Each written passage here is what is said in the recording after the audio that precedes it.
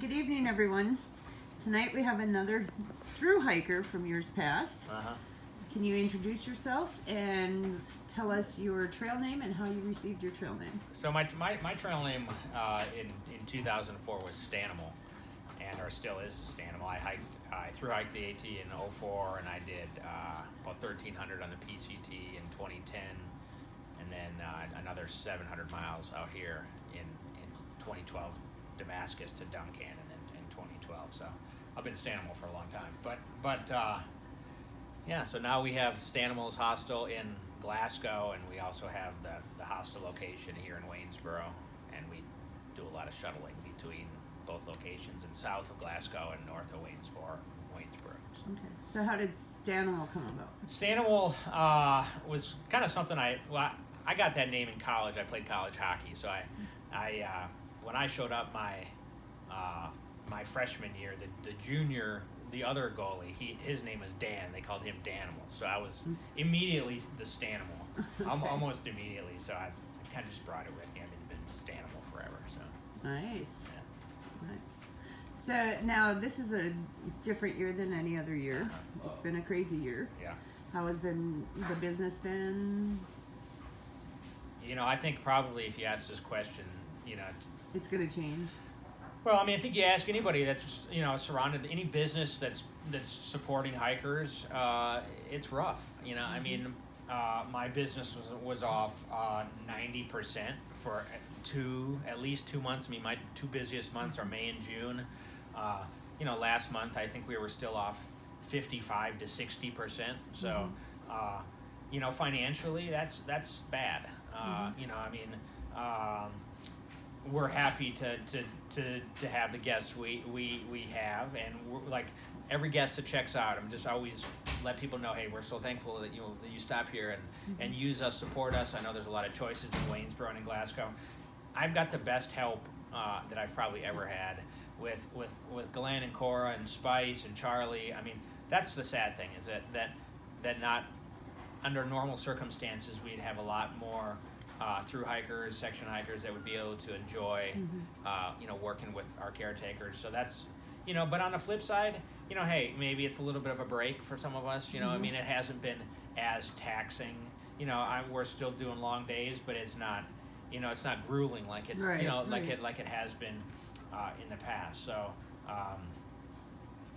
unfortunately, I think there's a lot of trail businesses that outfitters, hostels that either never open this year or will never open again, or both. It's ultimately it's the end user, the hiker. You guys are the ones that suffer because of that. Yeah. And there's a message coming from the ATC, and we've all kind of heard about what the AT has to say about this thing, and that's just not our experience here.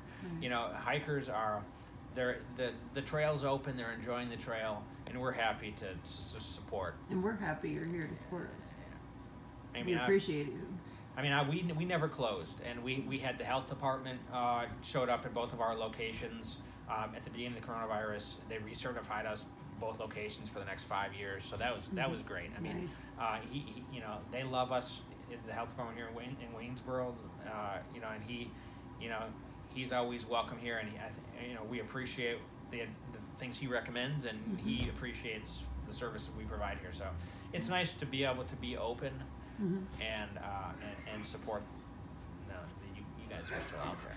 Yeah. Well, you're a hiker, so you understand what support means to a hiker.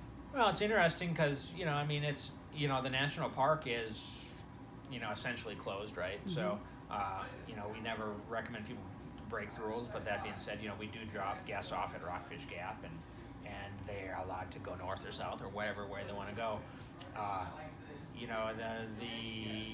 There's still hikers out there, regardless of whether the park is closed, that still need support. They're still going to need shuttles. They're still going to need resupplies in the park, even though the trail is still open, even though the park is essentially closed. So how do you turn them away? Yeah, how do you turn them on? How do you say no? I think every person that owns a hostel, or most people that own hostels and do shuttles, like they do it not for the money, but for to help people that need help, and hopefully make your journeys a little easier, right? Yeah. And make it, Yeah. Financially, with the discounted shuttles and the discounted lodging, hopefully it helps people go further and Right. longer, and Yeah. so, Yep. and we do what we can. I agree. I dealt with that at the beginning this year a lot, and so it's just kind of nice to see that how much of a community this really is, and how many people stuck together to help the hikers and really pulled it out to make it as best a year as anyone could for them. I mean, it's I try to keep in mind that this is a hard year for you guys. I mean, this thing has affected everybody negatively, right? I mean, Yes. or has impacted every Absolutely. last person, whether it be financially or with your hikes. You guys, there's less places that are open, less restaurants. You guys, hikers love to eat. You can't, you're forced to get takeout food. There's not going to be as much trail magic. There's not going to be the number of shuttle drivers are not going to be available because a lot of them are senior, retired. They're just not doing shuttles Right. this year. Right. So it's a difficult year to hike. I mean, when I hiked in 04, there was much less trail support, trail magic. There's just the stuff that goes on today just